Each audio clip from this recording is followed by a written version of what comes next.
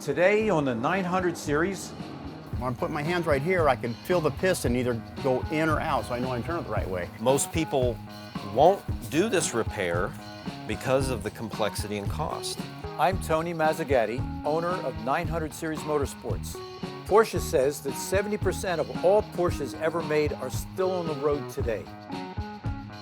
Our mission is to keep it that way. This is the 900 Series.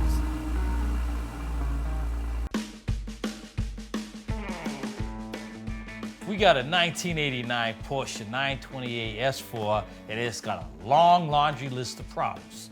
It's gonna hurt this guy's checking account, but it's gotta be done right.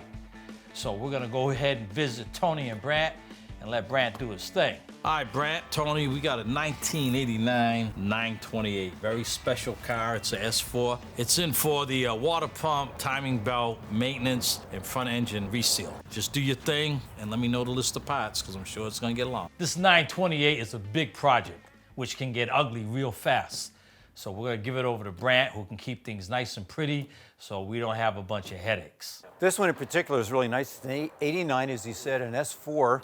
It's a Euro car. European models, you'll hear them called Euro. There's things on the outside of the car that you can see and tell it's a Euro car or an American car. Americans love sunroofs, so Euro cars normally don't have sunroof. Safety bumpers. America had rules where they had to have a bumper that would stand 5 mile per hour hit. Euro cars didn't need that. Let's look at the engine here. 320 horse, 5 liter. It's a front engine, water-cooled V8. Dual overhead cam, 32 valve. So it's got 4 valves per cylinder. So it really breathes well. So you're gonna get into the whole front of this engine and get to the water pump, timing belt. Right, and check it over, get it up in the air, check for any leaks. They're better cars when they're driven all the time rather than a garage queen. Right. You're on your own. Appreciate it. All right, catch you later. All right, I'll take care of it. We love seeing European models here in the shop. They're getting increasingly rare, so it's always a delight to see a European version in the shop.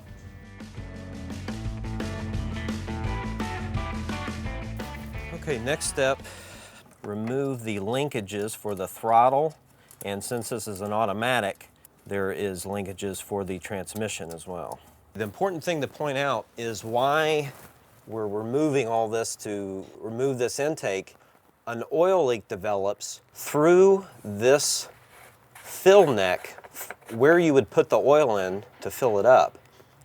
At the base of this filler neck is a rubber O-ring, costs a couple bucks, and it will leak and sweat and come over around the side and fill crevices on top of the engine. And what will happen is when the engine gets up to temperature and it gets hot, the driver will smell burning oil because this oil is just sitting on top of this block cooking.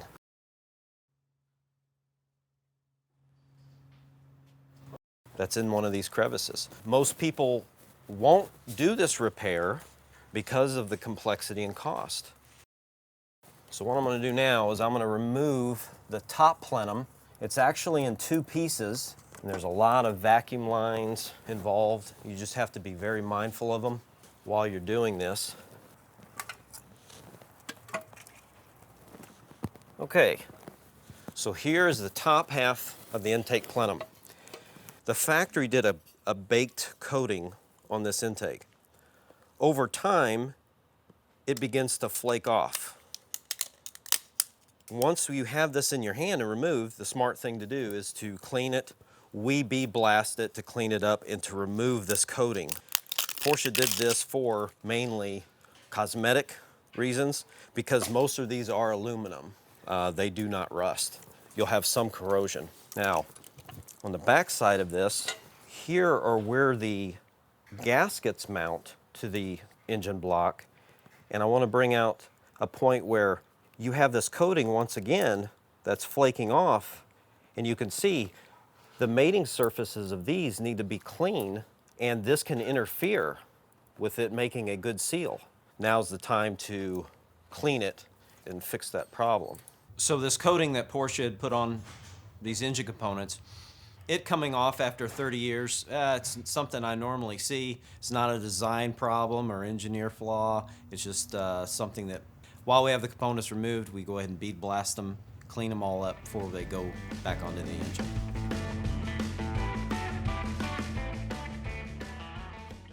Coming up after the break, I'm a little fast. Tonight, I'll take the start from third. The pros will be in the cars, and then about halfway through, the pit window opens up.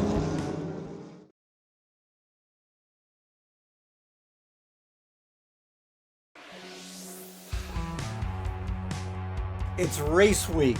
The GT World Challenge America is up at the Las Vegas Motor Speedway. That means Porsche Racing is in town.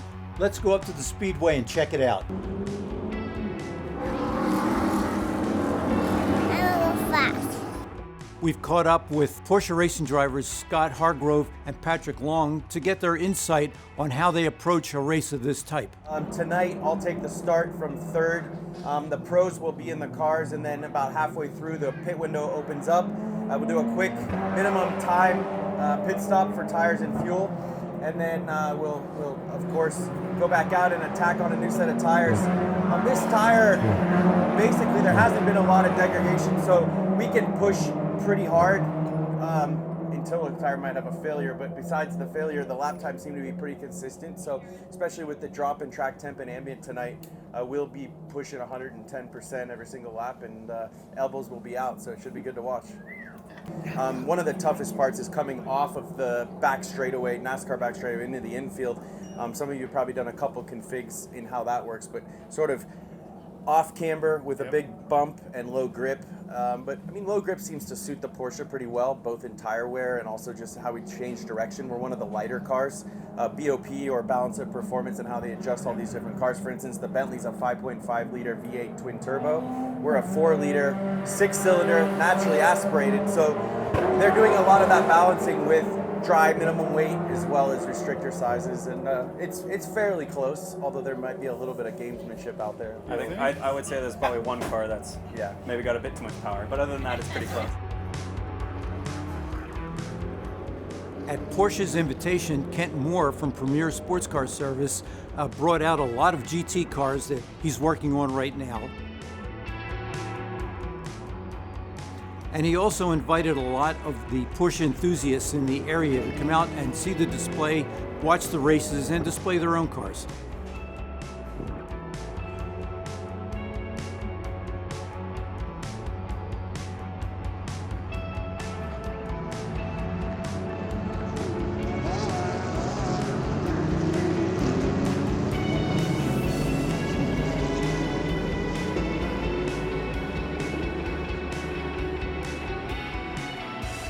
Well, we watched the races, we saw the final. Unfortunately, Scott and Pat didn't do as well as we were hoping. They had some mechanical problems, but we had a great time watching some really good racing.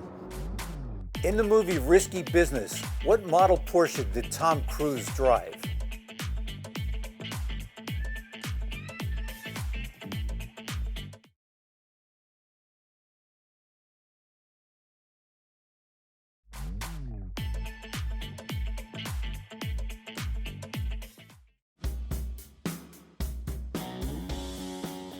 So we're back on our 89 928 S4, phase 2 of fixing the leaks on the side of the engine, which involve removing the camshaft covers.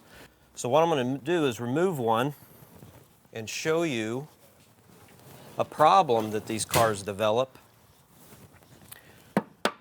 whenever you change the spark plugs. So as you can see on the side, you can see at several points this thing was weeping, and it was running down the side of the block on top of the exhaust header or manifold. If I turn this around, each one of these holes is where the spark plug goes down into the cylinder head. Each spark plug tube is surrounded by a rubber O-ring, a thick one, but it is a rubber O-ring. The problem with these is over time, they've gotten hard and they've lost their ability to seal, to where you can just simply try to change the spark plug and this whole tube gets filled with oil. So The only thing you can do is replace the spark plug tube O-rings and the perimeter seal, and that will fix the oil leak of the camshaft cover. Not only does the perimeter seal leak, but the spark plug tube O-rings leak, which drip into the spark plug hole. You go and put your spark plug socket in, you go to remove the spark plug, and it's full of oil. Okay, and here's a good example. I just removed the spark plug. Look at the oil that's built up on the outside of the spark plug. This is because the camshaft housing seals were leaking. Yeah, that's really important, because when we tell the customer, hey, the spark plug tube holes are full of oil, this is the reason why. And it's important, you do not want this spark plug or the spark plug wire submerged in oil. That's where your current's being sent to the spark plugs to create ignition. And you do not want this chamber filled with oil. All right, what we have this time is a 1974 914. The big difference with the 914 Porsche is this is a mid-engine car as opposed to the rear engine of the 911s and the front engine of the 928, 944 is the water-cooled cars. And what we're going to look at right now, Gary is going to show us some of the little tricks with the rear disc brakes. What happened with this one is the owner's putting his own pads in and stuff, and he couldn't figure out, he couldn't get the pad go in. Well, on a conventional caliper, you can put pressure on the pistons and push them back into the caliper, and that gives you the room to put the pad in. Being how this has the emergency brake built into it, it's mechanical, so that's what this little cap is for here. You start turning this, and when I put my hands right here, I can feel the piston either go in or out, so I know I can turn it the right way. So you're just making room for the pad. Right. See, the piston's out here now because the other pads were worn, so everything was adjusted to that pad. So now you're putting new, thicker ones in there. There's not enough clearance.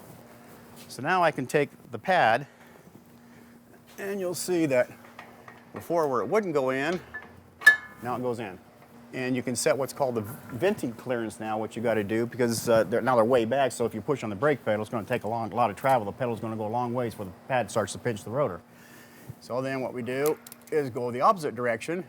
Right there, it's starting to hit. I can't even pull the pad out now. What I'm going to do is I'm going to take this feeler gauge, I'm going to go in between the brake pad that's here and make sure I got like a little drag there that I know it's got that kind of clearance. Right now I can't get the feeler gauge in at all, so I'll back it back out.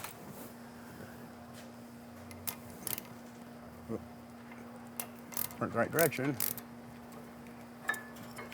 I can get up here. There, now that's my feeler gauge. I can move it. No. See, now I can't even pull it out. It's too tight. So then I can back it out there. Now I can. Just so you feel a little drag. Yeah, you want some drag, but you don't want it rubbing too tight because it'll just heat up the pad and burn it out. And those pins and clips are pretty similar to the other 911. Oh, yeah. There. Now that's all back together. All I got to do is put my little plug back in on this side and the cap here, and I'm done. The nice thing about 914s, they're getting very popular now. They used to be the redheaded stepchild because they were, they considered them Volkswagens when they first came out, and some people thought they were ugly. I think they're kind of cool. But the racers always loved them because the mid-engine, the balance is fantastic. And now, everybody have rediscovered them, so they're getting very valuable again, and a lot of them are coming out of the woodwork and getting restored. Yeah, and these a lot of times these will have to be rebuilt because they'll start leaking where this park brake. There's an O-ring in there. I don't think there's another Porsche that has a disc brake as a parking brake. No, they're the only ones that. Yep. That's one of the problems with they decide like some racers they want to upgrade and put boxer brakes on or whatever they want on there. Then all of a sudden they don't have a parking brake anymore. But there you go. Now you can hear them a little bit because you got that venting clearance in there, but that's fine. Like that, and you're ready to go. Porsche owners take care of their cars, but care for people too. 900 Series Motorsports is proud to support Operation Homefront. I'm currently in the Navy. After a small storm we were seeing a lot of shingles coming off the roof. We had our insurance company come out and they pretty much denied helping us with the roof. So I did apply for the Critical Financial Assistance Program. I got a phone call stating that I was approved. Maybe sit down in my seat and just take everything in and be like, my family does need this. Operation Homefront supports tens of thousands of military families each year, but there are many more that still need assistance. You can help. Learn how at operationhomefront.org.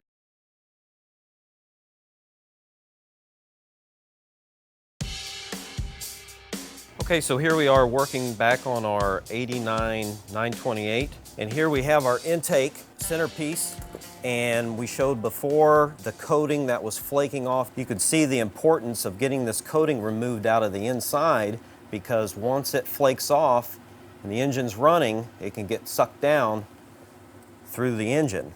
This one's probably about 80% done. Got to hit a few more spots, touch them up, and then after this, it's very important to use compressed air and clean all the particles out of this.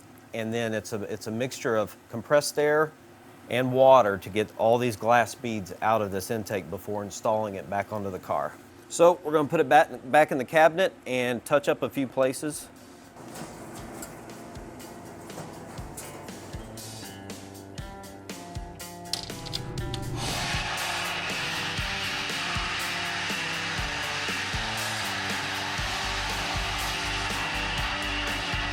Okay, so we're done with the blast cabinet. I've got all of the factory coating removed. So from here, we're going to go to the air hose and start blowing all these beads out.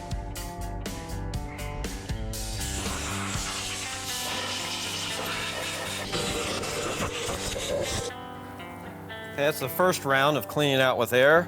Now we go to our parts washer, which is a hot water and detergent solution. It's got a basket, it rotates automatically. It's like a dishwasher for car parts.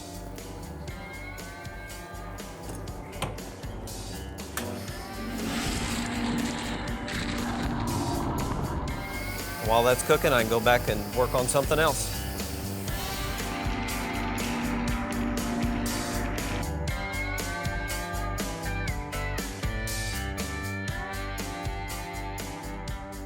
All right, Brant, looks like you got this thing about done. I do. Just going over last minute check before I crank it over. Well, it looks like the 928 is all done. Brant did a lot of work, so there's a lot that we have to check before we even fire it up and make sure that there's nothing that has to be redone. You haven't fired it up yet, huh? No, I haven't fired it up yet. You sure did a lot of work to it. There's a lot of things. I don't see anything missing. You know, we had the intake manifold out, cleaned and resealed. We had both cam shaft covers off, cleaned, resealed. We had the whole front of the engine off, cleaned, resealed, new timing belt, tensioner, water pump. This is tons of work. Almost everything that can be done to the top of this engine, what you're looking at, has been done. We also did a tune-up as well. New spark plugs, ignition rotor, caps, new air filter, new smog pump filter, new drive belts. So you think it's going to start, huh? I sure hope so. We'll see. There's a lot of room for error. Yeah, there's a lot of room for error, but I went over it, and I'm pretty confident it's going to start. Okay. A lot of work done, a lot of things were touched on the engine. So now it's the moment of truth. Is it going to start? What kind of problems am I going to see up right off the bat? Anxious to get it going again. Go ahead and crank it for me, and I'll probably have you kill it. Okay. If it fires right up, 2 seconds, 3 seconds, turn it off. Okay. I'm going to look for fuel pressure leaks. All right, here it goes. Okay.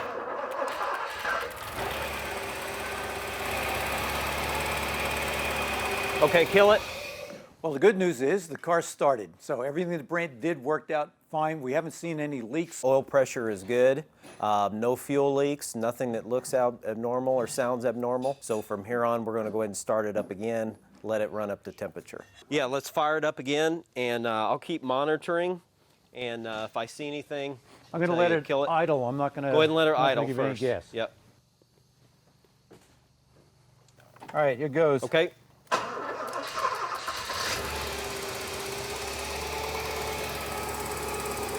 Well, we started the car up for the second time with the intention of letting it run a little bit longer. As it's idling, kind of hear a slight miss. When it came in, had a very strange intermittent miss that was difficult to diagnose. And then out of the corner of my eye, I see a flash, and I look over and I see one of the spark plug wires jumping to each other. Immediately, that's a kill it. and repair. Did it stop arcing? It's intermittent. It arcs Because and stops. what happens, you Arcs. can have a little split in the casing, so it shorts out, and then just a minor temperature change can close that up enough to stop the spark. So that's why it's really difficult with an intermittent problem. Correct, and this was intermittent. It was arcing, and then it stopped, and then it arced a little bit more, and then it stopped. Did this car get towed in? No, it was driven in. It was driven in. It was driven in. 'Cause that's something you don't want to ignore. No. Anytime you have, that's basically a spark that's hot enough to where if you did have a fuel leak, the risk of it igniting is extreme. positive, yeah. Yeah, so anytime you have something like that, it has to be addressed immediately. So we saw the spark. All it's going to need is a new set of spark plug wires. So we're going to put a new set on, and it's an easy fix, so no problems. Now it's shifting great, engine, no hesitation. And all we did was a standard service on the The transmission. downshift is great. Kick down nice. Yeah, it gets up there pretty quick. How's the braking? Pretty straight?